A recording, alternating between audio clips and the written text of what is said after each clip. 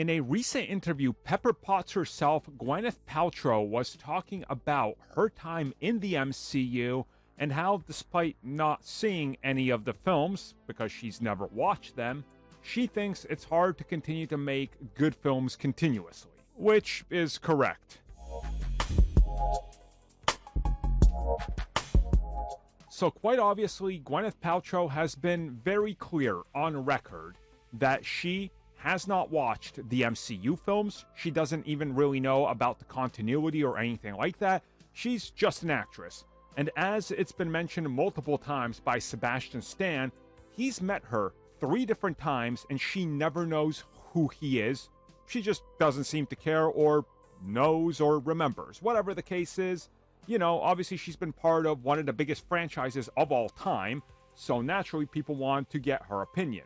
Recently, she was asked about how she feels about Marvel Studios' recent downfall and them having some misfires. Now, if you look at the MCU leading up to Avengers Endgame and actually leading up all the way to Eternals, every Marvel Studios project was considered good, great, or amazing. Eternals was the one that threw everything out of order. It took 30 projects to finally get to one that's like, well, people don't like it as much as they like the other stuff. So naturally, you can't keep making hits forever. Something's got to give at some point. This is just how it goes. She says that she believes that it was going to happen at some point. That you cannot keep making great films forever. At some point, something's got to give, something's going to break. There's going to be a film that's not well received or as liked as others. I've seen some people complain about her comments. I don't see why not. I've been saying this for years now.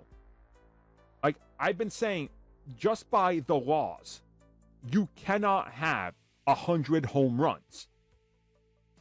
Sure, there's somebody that can bat 40 home runs in a row. That happens. But the second best guy is going to bat 39 and miss 1, right? It's gonna happen. That happened with Marvel Studios.